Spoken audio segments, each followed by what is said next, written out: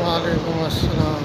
سب سے پہلے آج کی اس روز کی تصویر کو روز کے سعادت السلام سرکار مرتبہ حضرت محمد مصطفیٰ اللہم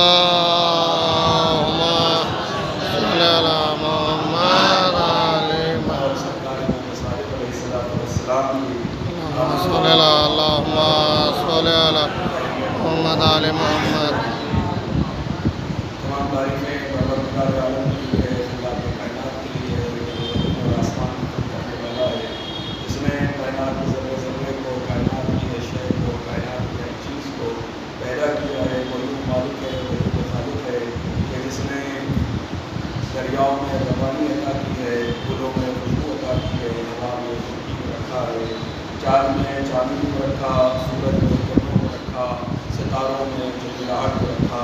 دنیا کی کوئی ایسی چیز نہیں ہے کہ جو اس کو منشا، اس کی مرضی اور اس کے اختیار سے باہر ہو۔ ہر چیز اسی کی قبضہ قدرت میں ہے، ہر چیز اسی کی منشا کے تحت جاری و ساری ہے۔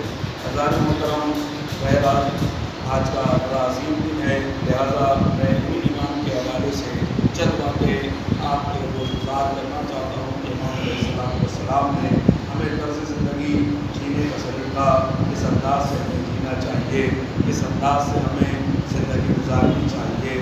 وہ ارشاد فرمایا ہے، وہ آپ کے سامنے بیان کرنے کی سعادت حاصل کروں گا۔ عزیزان محترم، ہماری گفتگو جو مسلسل خطبات میں جاری و ساری ہے، ہم پچھلے خطبہ جمعہ تک اس جگہ پر پہنچے تھے کہ صدقے کے کچھ اقسام ہیں، یعنی صدقہ جو ہے وہ ہم اور آپ یہ سمجھتے ہیں کہ صدقہ صرف جو ہے وہ ہاتھ لگا کر رکھ دینا، کچھ پیسہ نکال دینا، اسی چیز کو صدقہ کہا جاتا ہے، لیکن ایسا ہرگز نہیں ہے، بلکہ صدقے کی بھی قسمیں ہیں۔ اب عزیزو، آپ کے سامنے میں نے کچھ وضاحتیں فرمائی تھی، کچھ وضاحتیں کی تھیں کہ جو صدقے کے عنوان سے تھی کہ صدقہ کون کون سی چیز ہے، کیا کیا چیز ہے، اور صدقے کے اقسام میں پہلی چیز جو صدقے کی پہلی قسم ہے کہ مال سے صدقہ دینا۔ کیا مطلب کہ اللہ کے ساتھ ہمارے مال سے، پیسے کے ذریعے سے ہمیں صدقہ دینا چاہیے۔ بہرحال اس کی تشریح میں آپ کے سامنے کر چکا، دوبارہ بات کو نہیں دہراؤں گا۔ دوسری چیز ہے جاہ و جلال کے ذریعے سے صدقہ دینا، یعنی آپ کی جاہ و جلال ہے، آپ کا مرتبہ ہے، آپ کے پاس جو ہے وہ پاور ہے، تو اپنے پاور کو صحیح جگہ پر استعمال کر کے مستحق کو اس کا حق دلا دینا، یا کسی کا کام آپ کے پاور سے بن سکتا ہے تو بغیر کسی معاوضے کے مرد مومن، برادر مومن اپنے بھائی، اپنے عزیز، اپنے رشتہ دار، اپنے دوست، اپنے اقربا کا کام کرا دینا، اسے کہتے ہیں جاہ و جلال کا صدقہ۔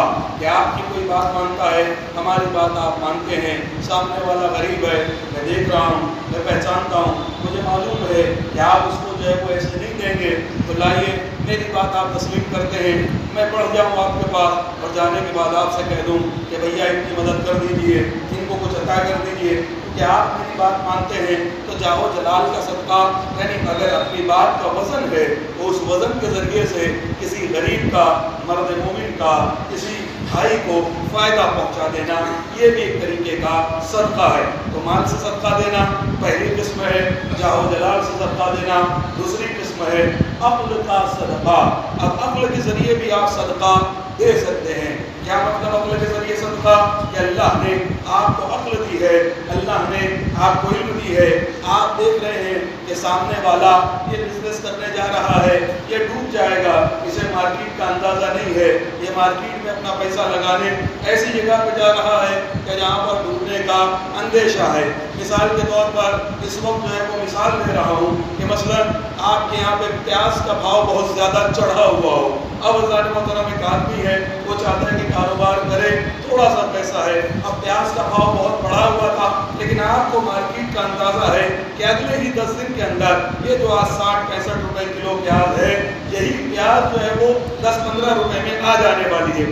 اب ایک نیا آپ کے سامنے کہہ رہا ہے کہ بھیا بھاؤ بہت زیادہ ہے، لاؤ مہاراج سے 10 ٹرک مال منگوا لیتے ہیں۔ اب آپ اس کو عقل کے ذریعے سے، چونکہ آپ بزنس کرتے ہیں، چونکہ آپ مارکیٹ میں کھڑے ہوئے ہیں، تو آپ اس کو فوراً سمجھا دیجئے کہ بھیا ایسا نہ کرو، 10-15 دن کے اندر جو ہے وہ مارکیٹ ڈاؤن ہو جائے گا، تمہارا سارا پیسہ ڈوب جائے گا، تم آج 40 روپے 45 روپے میں پیاز خریدو گے، لیکن کل جو ہے وہ 15 دن کے بعد اس کا بھاؤ جو ہے وہ جو خریدا ہے وہ بھی تمہیں نصیب ہونے والا نہیں ہے۔ لیکن ہم کیا کرتے ہیں؟ ہم یہ کرتے ہیں کہ کہیں ایسا نہ ہو جائے کہ یہ میرے برابر میں آ کے کھڑا ہو جائے، کہیں ایسا نہ ہو جائے کہ یہ میرے برابری پہ آ کے ہو جائے، لہٰذا ہم کہہ دیتے ہیں ارے بھیا 10 ٹرک کیوں منگا رہے ہو، 20 ٹرک منگا لو۔ ہاں، ہم الٹا جو ہے وہ اس کو ایڈوائز کر دیتے، ہم اس کو الٹا مشورہ دے دیتے کہ بھیا 20 ٹرک منگا لو، یعنی جو کچھ اس کے پاس کمایا ہے وہ سب کچھ جو ہے اس کا تباہ ہو برباد ہو جائے۔ تو عزیزو یہ عقل کا صدقہ نہیں ہے۔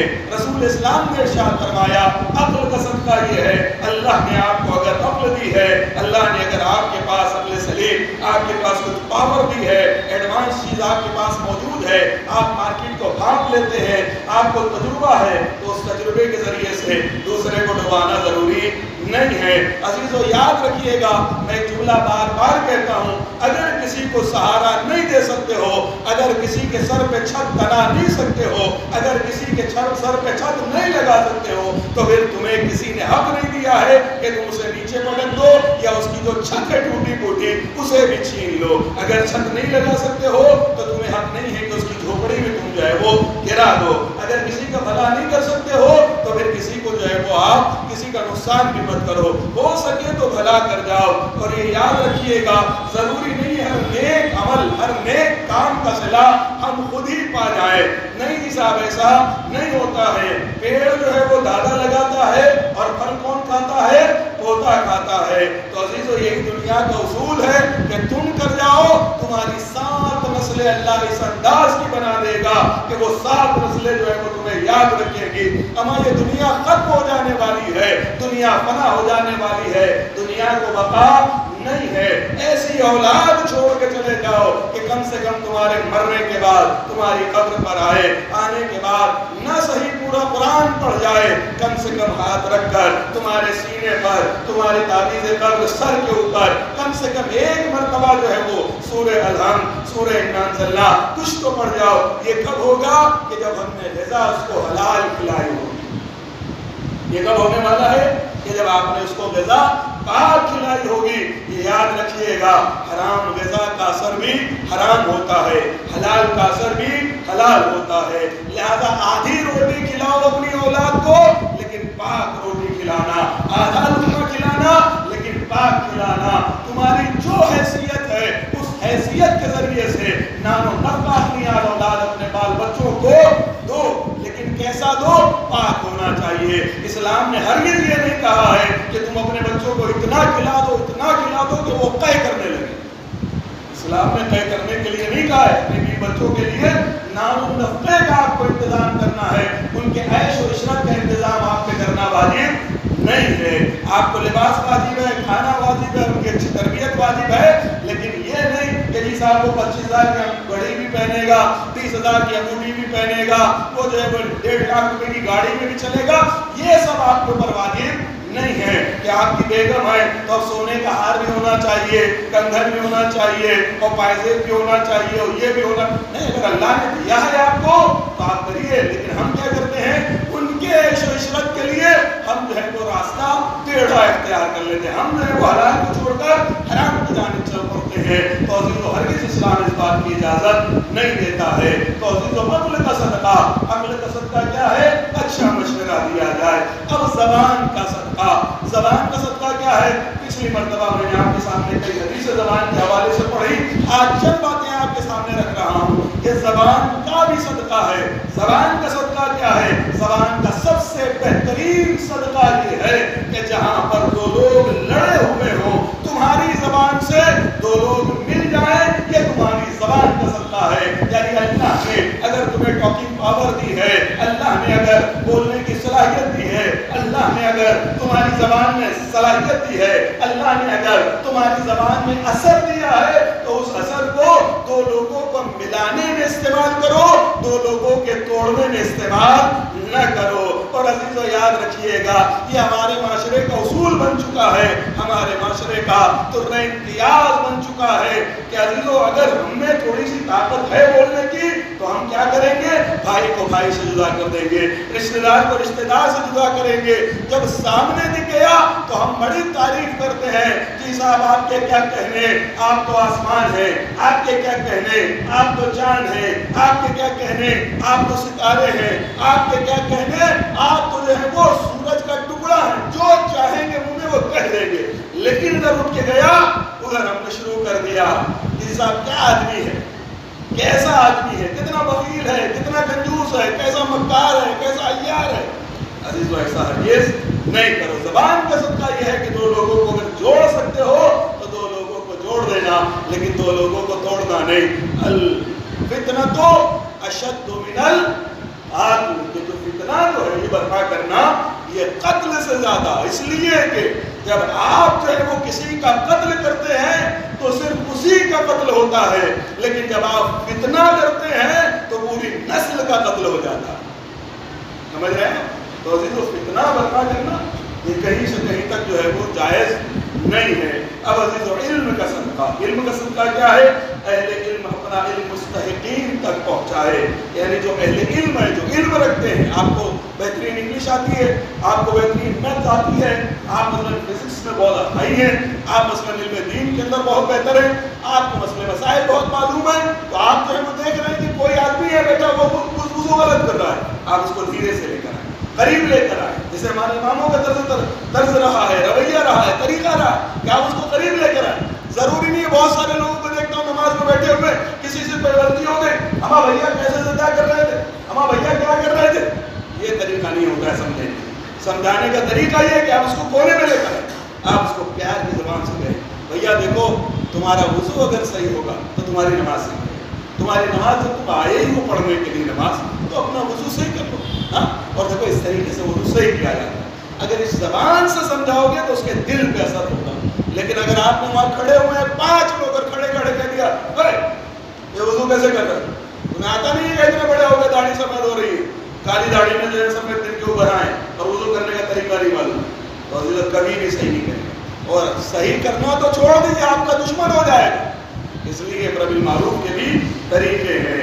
نبی نے ارشاد فرمایا وَمِنَ الصَّدَقَةِ مَن يَتَعَلَّمُ الرَّجُلُ العلم يعلمه الناس، یعنی کہ علم کا پڑھنا اور اس کی تعلیم دینا صدقے میں سے ہے، یعنی آپ پڑھیں بھی اور پڑھنے کے بعد جو ہے وہ دوسرے کو پڑھائیں، یہ جو ہے وہ علم کا صدقہ ہے۔ امام جعفر صادق علیہ السلام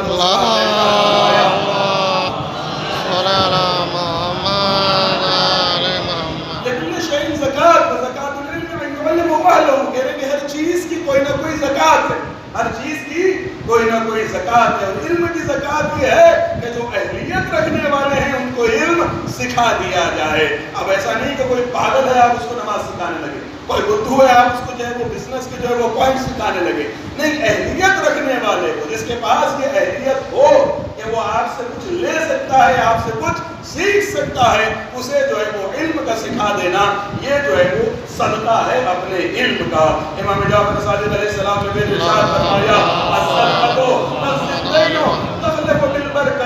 کہہ رہے کہ صدقہ دینے سے قرض پورا ہو جاتا ہے اور رزق میں برکت ہوتی ہے۔ میں نے آپ کے سامنے صدقے بتائے، عزیزان محترم، بہت بار ہم یہ دیکھتے ہیں کہ ایک آدمی ہے, کچھ خرچہ نہیں کر رہا ہے, کوئی مال نہیں دے رہا ہے, کوئی اپنا کچھ دیتا نہیں ہے, لیکن آپ دیکھتے چلے جائیے بڑھوتری پہ بڑھوتری, بڑھوتری پہ بڑھوتری, ہر چیز بڑھتی چلی جا رہی ہے. تو صرف ایسا نہیں ہے کہ مال کے ذریعے سے ہی صدقہ دیا جا سکتا ہے, نہیں, مال کو چھوڑیے آپ, جاہو جلال سے بھی کوئی صدقہ دے رہا ہے, کوئی عقل کے ذریعے صدقہ دے رہا ہے, کوئی زبان کے ذریعے صدقہ دے رہا ہے, کوئی علم کے ذریعے صدقہ دے رہا ہے, اور اللہ جانے کون سا صدقہ جو ہے وہ اللہ کو پسند آ جائے. اور عزیزو یہ یاد رکھیے گا میرا جملہ, اللہ نے, میرے مولا نے ارشاد فرمایا, میری کیا حیثیت, میری کیا اوقات, کہ مولا نے سرکار خطیب منبر سلولی نے عجیب جملہ ارشاد فرمایا. میرا مولا فرماتا ہے کہ دیکھو اللہ نے اپنی رضا کو نیکی میں چھپا کے رکھا ہے. کائے میں چھپا کے رکھا؟ نیکی میں چھپا کے رکھا ہے. راستے میں ایک پتھر پڑا ہوا ہے, اور آپ جو ہے وہ یہ سوچ کے کہ اس پتھر سے کوئی لڑکے گر نہ جائے, کوئی ٹکرا کے زمین پہ نہ گر جائے, اگر صرف اتنا سا پتھر اٹھا کے آپ سائڈ میں رکھ دیں, اور اگر اللہ کو یہی عمل آپ کا پسند آ گیا تو آپ کے جنت میں جانے کے لیے کافی ہے. اللہ نے اپنی رضا کو نیکی میں چھپا کے رکھا ہے, اور اپنے غضب کو برائی میں چھپا کے رکھا ہے. یعنی چھوٹی سے چھوٹی برائی جو ہے وہ آپ کے لیے جہنم کا دروازہ کھول سکتی ہے. یہ مولا نے کیوں ارشاد فرمایا؟ اس لیے ارشاد فرمایا کہ تم کسی نیکی کو چھوٹا نہ سمجھو, کسی گناہ کو جو ہے وہ چھوٹا نہ سمجھو. کوئی چھوٹی نیکی سمجھ کے اس کو چھوڑ نہ دو, کوئی چھوٹا گناہ سمجھ کے اس کو کر نہ دو. اللہ نے اپنے غضب کو برائی میں چھپا رکھا ہے, اللہ نے اپنی رضا کو نیکیوں میں چھپا رکھا ہے. کہہ رہے کہ اس کے بعد امام نے ارشاد فرمایا کہ صدقہ دینے سے قرض پورا ہو جاتا ہے. آج آدمی مقروض ہے, بڑا پریشان ہے. کچھ باتیں میں آپ کے سامنے آج انوکھی اور نہیں لے کر آیا ہوں تاکہ جو ہے وہ کچھ آپ استفادہ کر سکے, آپ کو فائدہ ہو سکے. کہ قرض دینے سے, صدقہ دینے سے قرض پورا ہوتا ہے اور رزق میں برکت ہوتی ہے. ایک اور جگہ اسی طریقے سے ارشاد فرمایا استنزل الرزق بالصدقہ, کہہ رہے کہ اپنے رزق کو صدقے کے ذریعے نازل کرو. کیا مطلب؟ کہہ رہے کہ صدقہ دے کر اپنے رزق کو نازل کرو.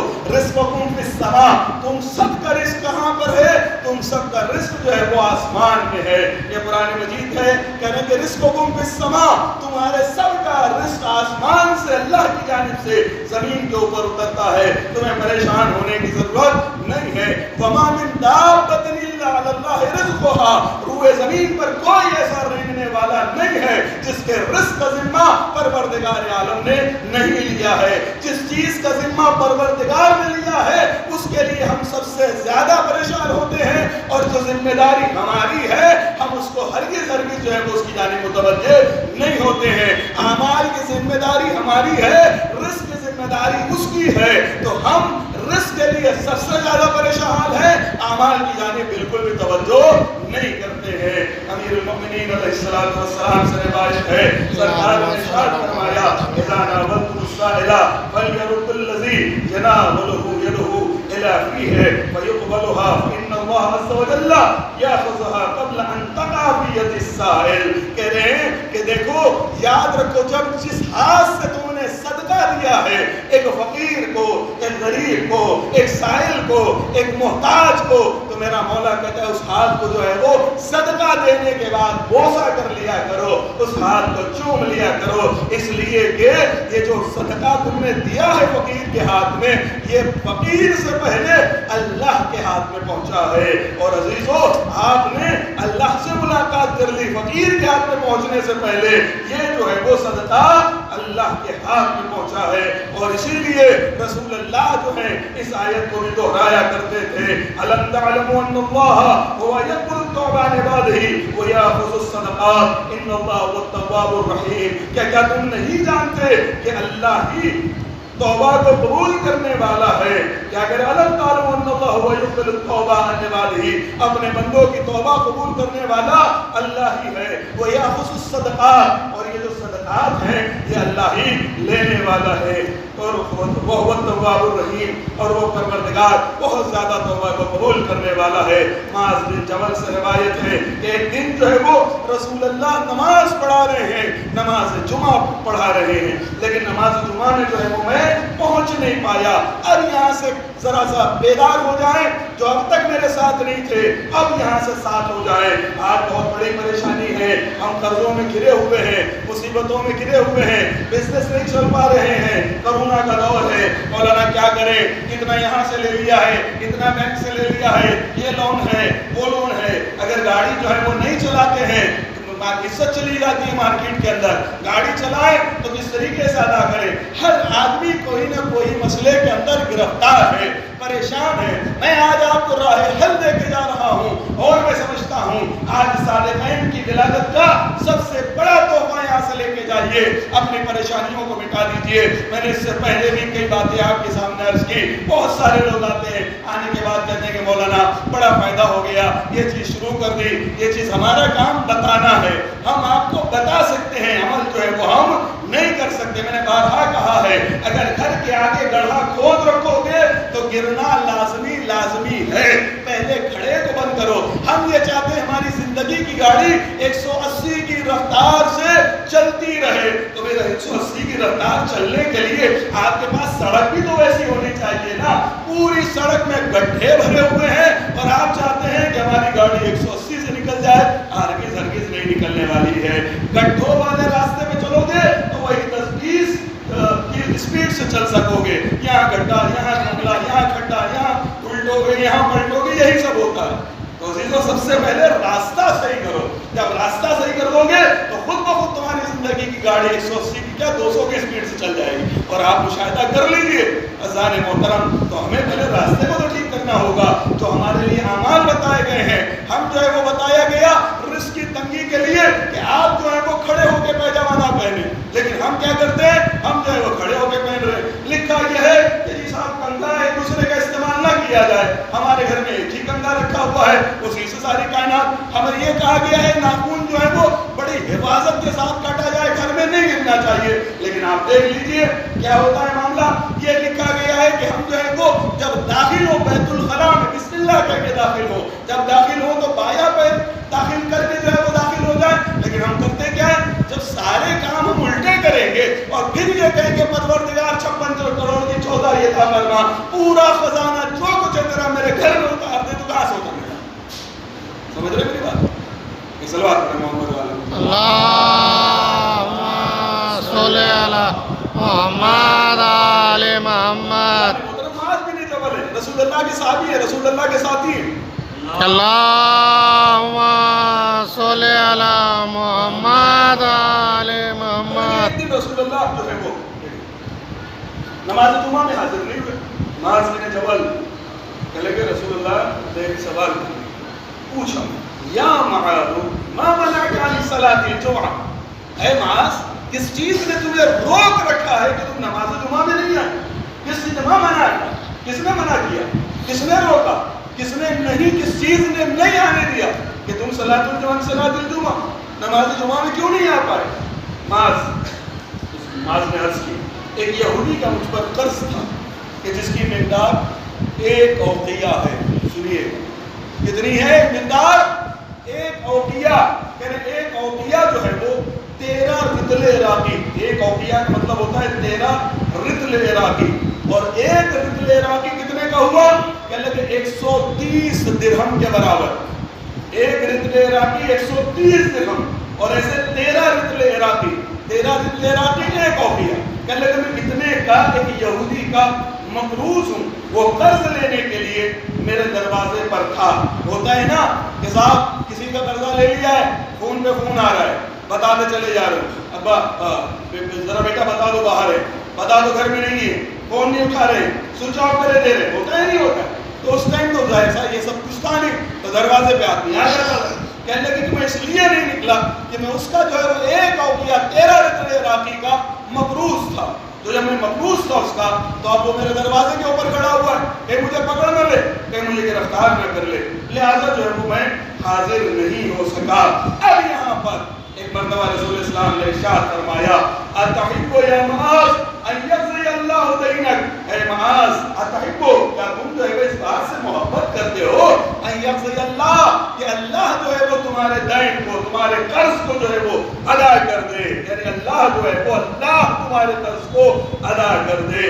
پہلے تو ایک مرتبہ کہا نعم یا رسول اللہ، ہاں یا رسول اللہ، میں یہ چاہتا ہوں کہ اللہ اس قرضے کو پار پڑا دے، اس قرضے سے مجھے نکال دے۔ بس ایک مرتبہ رسول اسلام نے دعا ارشاد فرمائی، کہتے ہیں کہ قل اللہم مالک الملک، اور اس کے بعد بغیر حساب، کہتے ہیں نا وہ مالک الملک کے تو یہ ملک من تشاء، وہ تو یہ ساری جو آیت ہے یہی والی آیت بغیر حساب، ان اللہ یرزق من یشاء بغیر حساب تک، کہہ رہے ہیں کہ قل اللہم، کہنے لگے یہ پڑھا کرو، اور پڑھنے کے بعد یہ چھوٹی سی دعا ہے جس کو پڑھ لیا کرو، یا رحمان الدنیا والآخرہ، کہہ رہے ہیں کہ کیا پڑھنا ہے؟ یا رحمان الدنیا والآخرہ، اے دنیا اور آخرت کے رحمان، رحم کرنے والے، ورحیمہما، اور دونوں جگہ میں رحم کرنے والے، توتی منہما من تشاء ما تشاء وتمنع منہما ما تشاء، صلی علی محمد وآل محمد اغض عنی دینی یا کریم۔ یعنی یہ چھوٹی سی دعا ہے، اگر کوئی انسان قرضے سے بہت زیادہ پریشان ہے، اب رسول اللہ گارنٹی لے رہے ہیں، رسول اللہ تمہارے قرضے کی ادائیگی کے لیے ارشاد فرما رہے ہیں کہ وہ قرضہ اتنا زیادہ ہو کہ پوری دنیا سونے سے بھر جائے، کسی کے پاس کوئی اتنا بڑا مقروض ہو کہ اس پوری دنیا جو ہے وہ سونے کی بھری ہوئی ہو اور وہ اتنا زیادہ مقروض ہو، کہہ رہے اس کا بھی قرضہ جو ہے وہ اس دعا پڑھنے والے سے ادا ہو جائے گا۔